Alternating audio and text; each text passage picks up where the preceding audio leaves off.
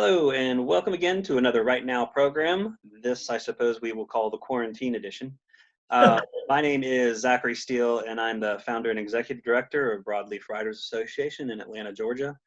Despite the ongoing stay-at-home life we're all living, we're trying to keep some programming going for you to offer some sense of distraction, as well as some useful insights into the craft of writing. Now, for more information on Broadleaf, you can visit us at broadleafwriters.com or follow us on Facebook, Twitter, Instagram, or LinkedIn. And I guess since I'm doing this, I should now include YouTube. So hey, subscribe to us on YouTube too. On today's program, we're talking with novelist, playwright, writing mentor, and Richmond, Virginia's own man about town, David L. Robbins. Now, to summarize David's accomplishments is not an easy task. His novels include End of War, War of the Rats, Scorched Earth, Assassin's Gallery, The Betrayal Game, and the Lowbird series, just to name a few. But David's accomplishments don't end there. He is also a playwright with several credits to his name, including his go at turning End of War into a well-reviewed success. And yet, his work doesn't end there.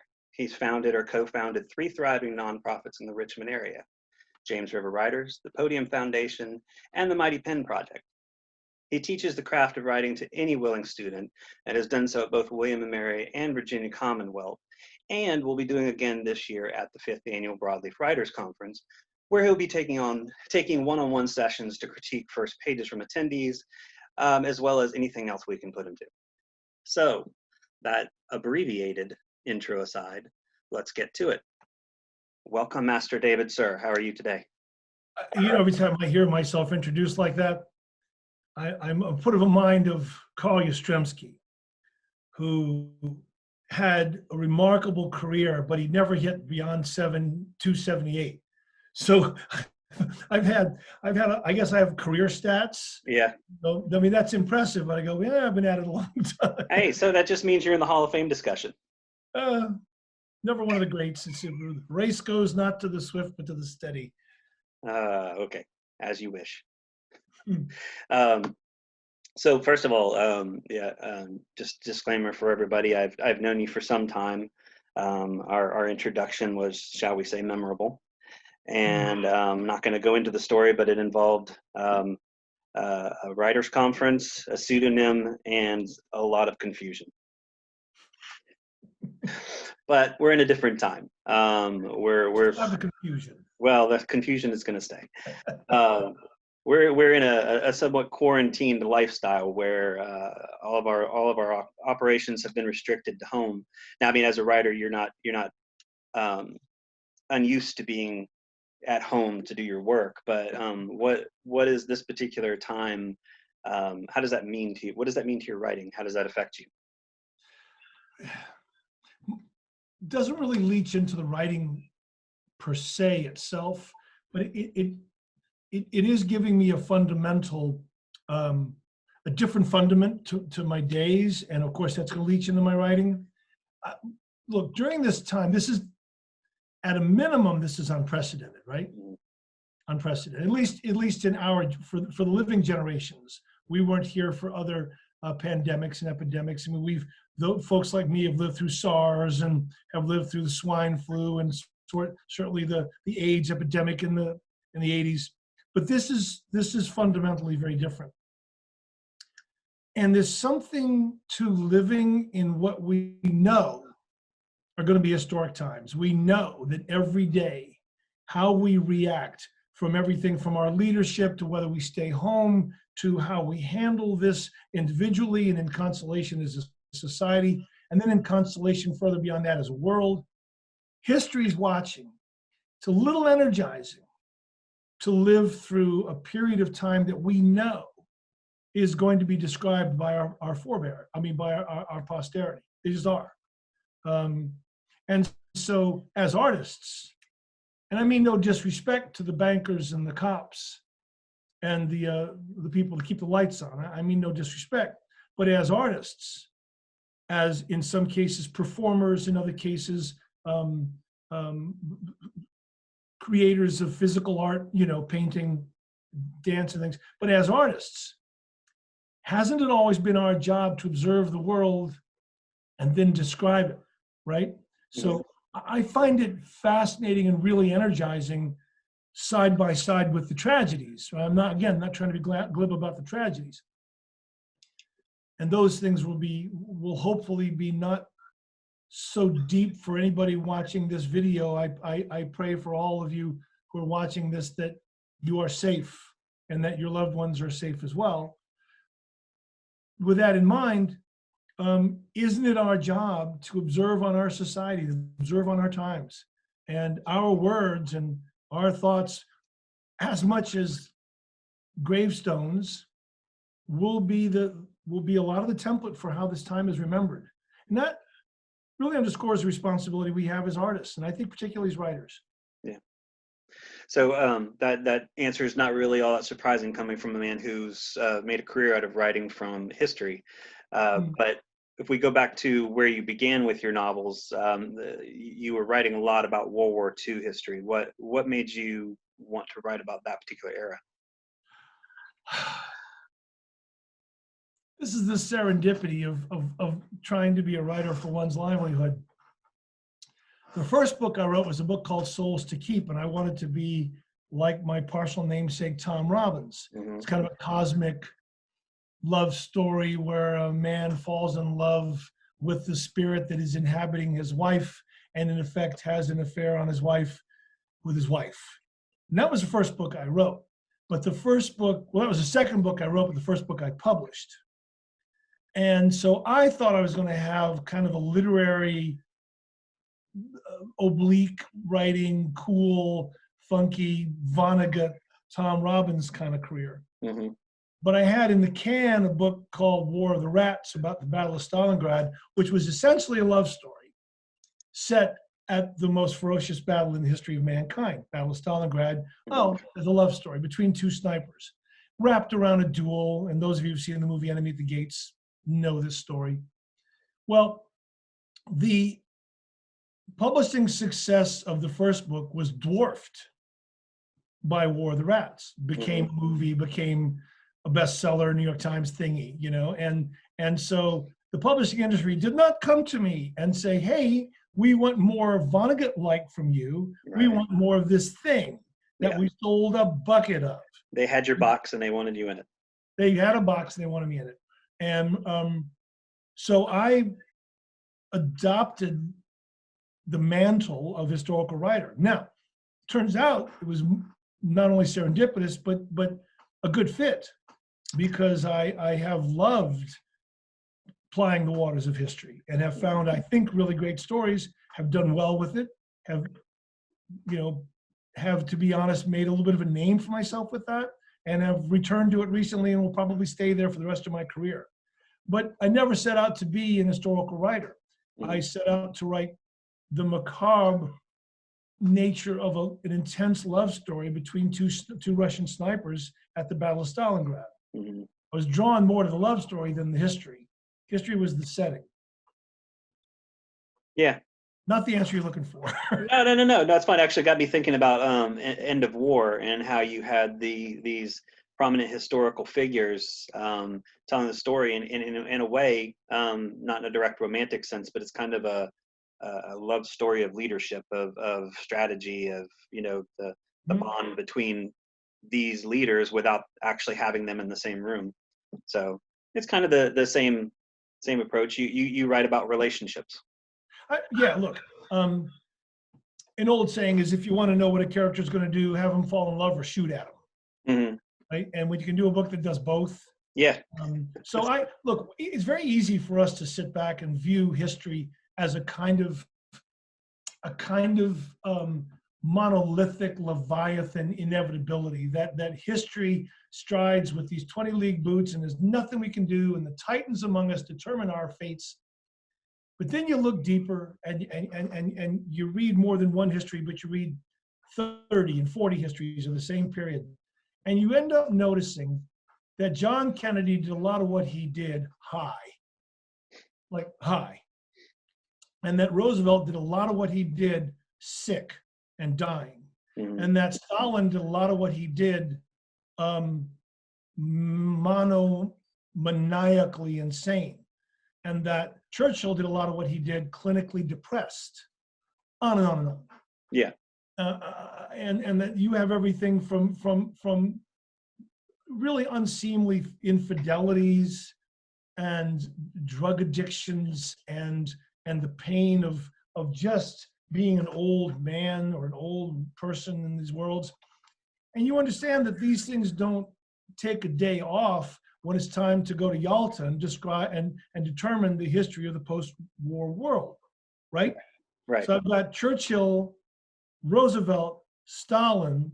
What I have is dying old man, depressed old man, literally clinically insane, murderous old man, determining the fate of the world. And it's very easy for us to sit back and just look at the protocols of Yalta, but I care less about that. It's like, dude, I've got an insane dude, I've got a dying dude, and I got a depressed dude. Right. That's always the doer. And here's a pedagogic moment for everybody to keep in mind, but the doer of an act is always more interesting than the doing of the act. And I'm always drawn to those things. Right. I'm drawn to the individual. Yeah. There's actually one book that you wrote that's still my personal favorite, which is not at all the World War II or the Cuban Missile Crisis or any of the other backdrops, and that was Scorched Earth, which I feel like did not get the attention it deserved. I thought it was a fabulous whodunit kind of mystery, and a very big departure from what you had published to that point in time.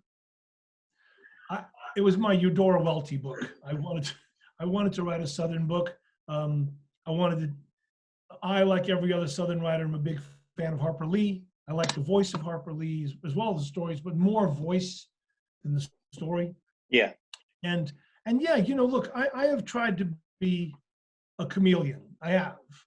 I've tried different voices and different approaches. I've written books in the epic voice, again, like say War of the Rats, The End of War, and Last Citadel, the trilogy. I've written small scale historical thrillers like The Assassin's Gallery, where Roosevelt is assassinated. I've done my Southern voice, very lavish, very lush, very humid, and describing the dapples on a river after a rain. I've done my action military stuff with, like you said, the Lowbirds and the Pararescue series. And I've done big history, small history. I'm a bit of a dinosaur, as I don't know that contemporary writers can do this anymore, but I've had the luxury of dabbling because I've been lucky enough to sell some books. I can look at my editors, agents, and things and go, hey, I want to try this. Yeah. And I, so far, have been pulling it off. Let me be candid, I haven't been smart. I haven't. I have to tip my hat to people like Grisham and the people who have been very genre specific, Steve Barry and on, because they're sitting on houses, fronting the mountains and the Atlantic Ocean. They've been very clever about it, but I've had an intellectual curiosity about the world, about history, and about my own, the material that is in me, the ore, as it were, that's out in my creative ore. I've just wanted to try a lot of different things. Yeah. And I'm still doing that. Right. I'm still doing it. Yeah. Not smart, but I am happy. Hey, there's a lot to be said for happiness. But speaking of dabbling, you got into writing plays, and I know you've had several of them. End of War being one of them. One, how is that experience related or differed from the novel writing process? And two, I don't know what. Talk about playwriting. I don't know. Let me answer the question you asked so articulately and the question you completely blew a flat tire on. Well, I realized I was going to be asking the same question twice. So, okay. and I'm not. Yeah, go for it. Let me ask that second question for you, if I may. Yeah, please do. If you like, I could just go, and you could just take on the rest of the interview yourself. You are slowing me down, bro. The second question really could have and might have been, how has playwriting affected my prose writing? There, we'll go with that. That's what I was going to ask. What lessons can I bring back from the world of playwriting into the principal labor of long-form prose writing? Yeah. And let me say this. I, in my teaching, have begun to tout to my students two things. One, try poetry because of the weight of every word, and try playwriting or screenwriting for the same reason, for the weight of every word. I have found that by writing plays, and thank you, and I have had a little bit of success with that, and hope to have more. I found that by writing a play, by being limited to what the audience can see and hear, no interiority, no descriptive language, no the sun rose like an egg on the frying pan of the horizon and those cliches, but just limiting to dialogue and action. Right. You end up learning and practicing the exact most elusive skills for prose writing. What eludes so many writers is this notion of integrating setting with character. They'll set a scene in a car or a dining room table without thinking through what's the dining room table doing to help reveal character. Right. But on a play, you put something at a dining room table, well, there better be a reason.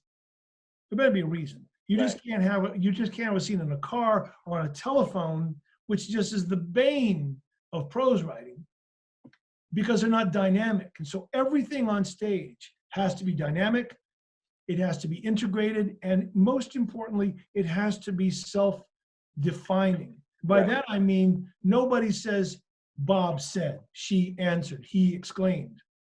You rely on language that put down that gun is clearly the person who doesn't have the gun, but hello could be anybody. Right. So you tend not to write hello. You tend to write put down that gun. You tend to not write look out, because that could be anybody. You tend to say things that drive the plot, that are dynamic. So the dialogue on stage has to be so much more urgent. First of all, you only got 2 hours or 2 50-minute halves and an intermission. So there's so much urgency on stage. And because I'm not allowed interiority, I can't tell my reader he was afraid when he, right? Or he loved her, or his love for her surged when he looked in her eyes. You don't get to do that.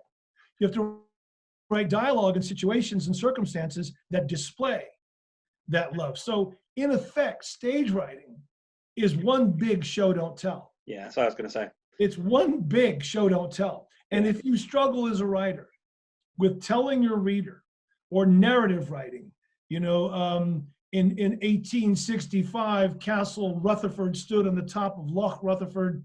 The family wealth stemmed from extensive timber lands around the castle. The first Rutherford was a baron of, look, like who's thinking this, who's saying it? There's no place on stage for that. Right. And there really isn't any place in a modern novel for that kind of narration. If you want to be cured of show don't tell, you want to be cured of narrative language, bang out a play. And you will find your tools are limited, but your tools will be so much more sharpened. You've got fewer of them, you got to keep them sharp. Yeah. I am writing now. My writing now is so much more urgent, so much more dynamic, really, from even to my eye. If I write something narrative that is, quote, not in the now, my character's thinking, she remembered last year when her father, I'm like, no. Because on stage, you can't, I remember last year when my father, no one would do that. It is a brilliant schoolhouse for learning show don't tell and urgent existential crisis kind of writing. Yeah. And your earlier books, specifically I'm thinking of War, the Wraths and End of War, were quite substantial in length comparative to, maybe what is more done modernly. But has that concise nature of writing plays affected your word usage in manuscripts now? Like, do you find yourself far more concise than you were before? Yes, but I'd say conciseness is more effluvium. It's more of a result than a target. I've just ended up more concise without intending to be more concise. Got it. What I don't put on the page now is akin to what Eric Clapton says about the blues. He says the blues is about the notes you do not play. And I'm writing ever more like that. It's almost as much about what I don't write as much as what it is. So the conciseness ends up being a result of that. But I'm so targeted now. I again, in my teaching, Zach, forgive me for lapsing into that, but I always tell writers the last thing you should do is type. It should be the last thing you do. Writing should be the very last thing you do as a writer. Actual writing should be the final act. Right. And if that is, you will find your work is always more driven, more dynamic, more focused. Yeah, and I will say playwriting is shaking its finger in my face so many times and said, why would you do that? And then I end up going back to my prose with those lessons intact. It's a wonderful schoolhouse. Yeah. And speaking of teaching, I mean, you've, as I said before, you've taught at William & Mary, you've taught at VCU, you've certainly done your share of teaching at the James River Writers Conference and the programmings they do, the Mighty Pen, and everywhere else that you have taught. How has that transformed you as a writer? Because surely you've stumbled upon things you hadn't really thought of before in your own teachings. Oh, yeah. Well look, teaching is in and of itself an honor. And being an artist is in and of itself an honor. So to be a writer and a teacher of writing, for me, is that's the golden fleece. I mean, I get to write and I get to encourage other writers. So first of all, I take it real seriously. Mm-hmm. But I'm going to be dead honest. I don't bring a lot of lessons back from my teaching to my writing. It flows more the other direction. I don't see something in the work of an aspirant writer or a student writer and go, oh man, I just learned something here. It flows more the other direction. I don't, as a professional writer, as somebody who has made my livelihood at this, I don't encounter much in student work where I go, oh, I never thought of that, or I hadn't seen that. In fact, I'm kind of scrupulous about not learning anything from my students because I don't want to be ever accused of teaching because I'm glomming off someone else. Right. I'm very scrupulous about that. Also, to be dead honest, so many mistakes and errors and confusing things that aspirant writers do are they're always in common. Yeah. You see the same sort of things, the same telling, not showing, the same failure to integrate setting, the same failure to understand tension stakes, that I don't want to sound like a jerk here, but the mistakes tend to be so common and kind of elementary that now on the other side of the coin, I recently blurbed a book by a friend of mine, Dan Mayland, that I loved his book, loved it, just artistic and beautifully done. Let me give him a pitch. It's called The Doctor of Aleppo, and it'll be out sometime later this year. Beautiful book. And so when I read that, I'm equally careful not to learn anything. Because I'm on a different path right now, and I know you're writing, I know you're on this as well yourself as an artist, is you reach a point where the thing you want to do is you want to mine you want to grab the ore out of your own mind. I'm not trying to be like anybody else at this point. I'm trying to write, when I write a book, I want it to be a David L. Robbins book. And if I find myself being influenced, I kind of tend to cut it. I don't mean that to sound proud or hubris, but I am scrupulous about trying to execute what I already know and use that in my teaching. Yeah. I know that sounds a little bit proud, but after enough years and enough work and enough study, I don't want to learn anymore. I want to make sure that I drive my engine and my car, my vehicle, my gift as hard as I can without complicating it by learning someone else. Right. Well, here's something I never thought to ask you personally before, but in terms of teaching, um, go back 20 years and teach David something real quick. Oh, um, about craft or about the business? You knew yourself well enough. What would you want? You have a couple decades plus of success in the publishing industry. So what do you say to that man who has yet to Right. publish Souls to Keep? I'll do one craft and one business. I'll do the business one first. All right. This is a hard lesson because I am, and folks, if you're watching this, you need to know this is one of my longest standing and dearest friends, Zach Steele. And I treasure his friendship, and I value him as a friend, and I admire him as an artist. Now, I try to be a good person and a loyal person, and I try, right? Here's the thing you need to know. Your agent ain't your friend. Mhm. Your editor ain't your friend. They work for you. And we as writers, and I'm being a little bit revolutionary here, we as writers tend to approach agents and editors the way we would approach silverback gorillas. Please don't hurt me, and we back away, and we take a supplicant eyes down. Let's be clear, they work for us, right? And you spend a year and a half on a project, and you go to a conference, and some editor says, oh, you know, if you would just make this change, I'd love to see it again. And you will spend 6 months making a change that some random editor or agent says to you at a conference. Mhm. And I see this over and over and over. And then that editor or agent goes, who are you? When you contact them again, hey, I met you at Sarasota. I met you at Broadleaf. Would you take a look at this book that you gave me this advice on? They're not going to remember you. Mhm. We only have ourselves as clients. So we work on a project, we read, we study, we edit, we bleed white on the page, and then we approach editors and agents like they're like they have a power over us.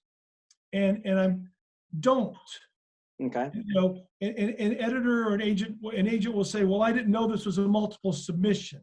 You say, well, I don't owe you that. Yeah. And if your agent disagrees with you, if you believe in your book and you believe in your material, don't take the advice of these people so easily. Don't struggle for their approval. Never forget that an agent wants one thing, and that's to say yes.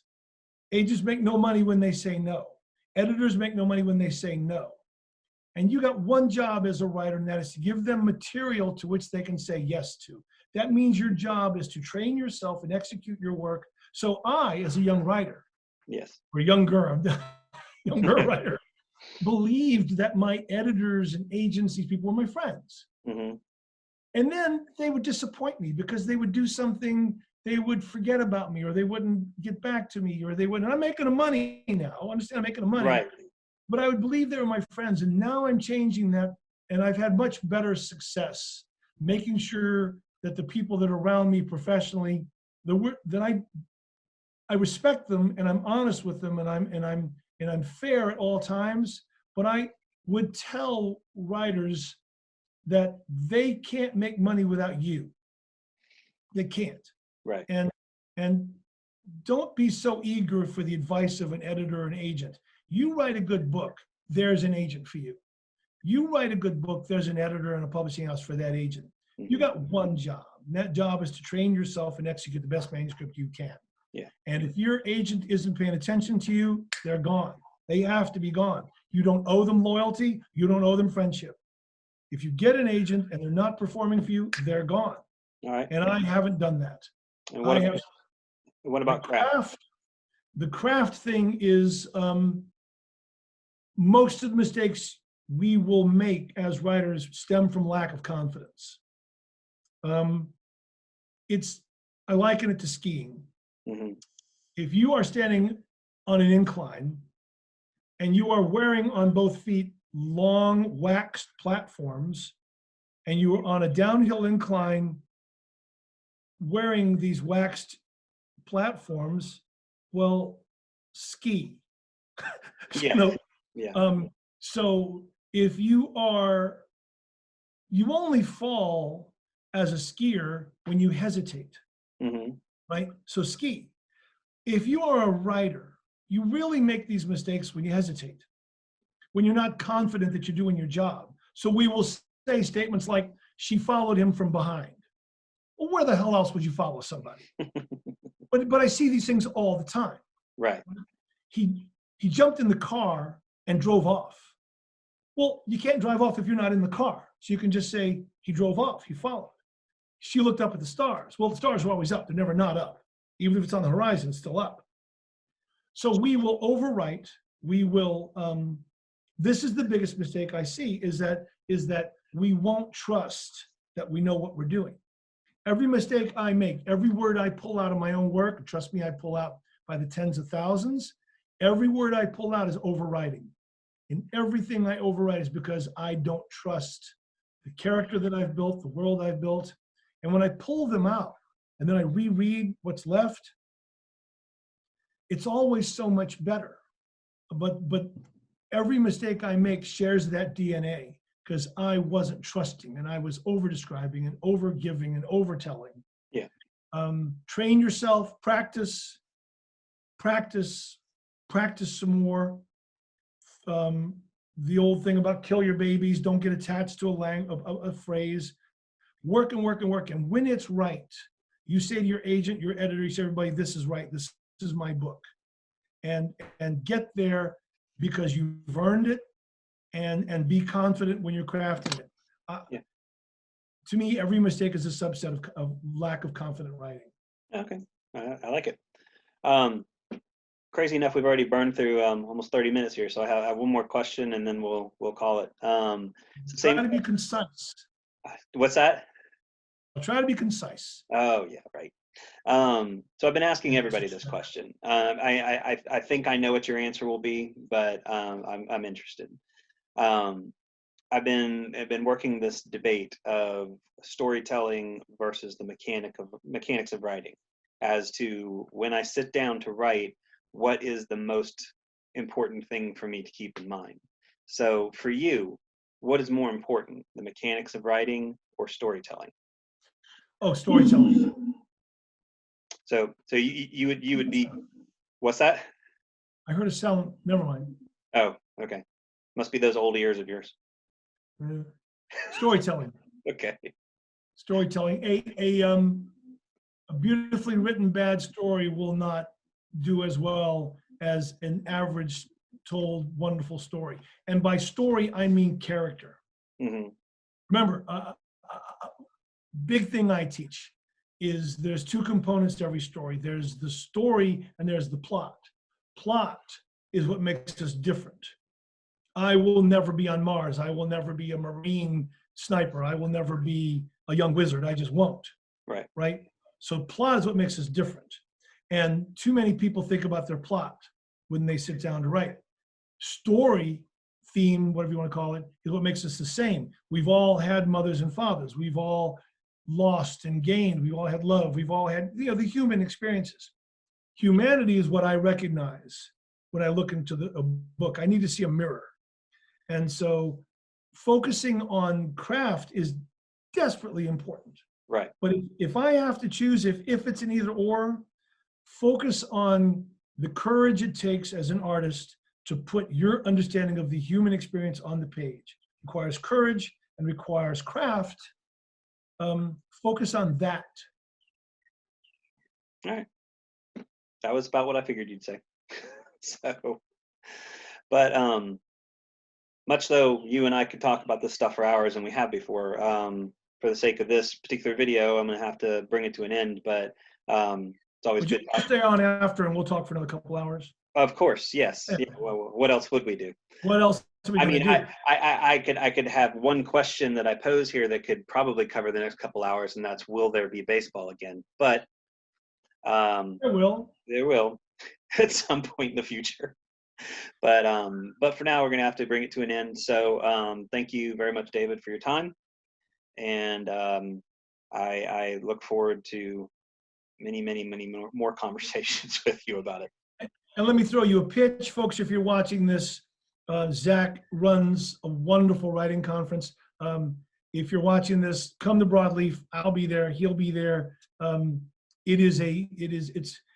there's a zeitgeist, there's a feel to broadleaf, which I recognize because I know it's rooted in the James River Conference, James River Writers, which I founded here. But you will find a wonderful hospitality, writers who are very accessible, and a guy who cares a whole lot about your fun as well as your learning. So let me pitch broadleaf, which he can't do, but I'll be there, and I've been there before, and I'm looking forward to it. And do come. I appreciate that, man. Yeah, man. All right. Good talking with you. Peace out. Everybody be safe. You too, sir. Okay, man.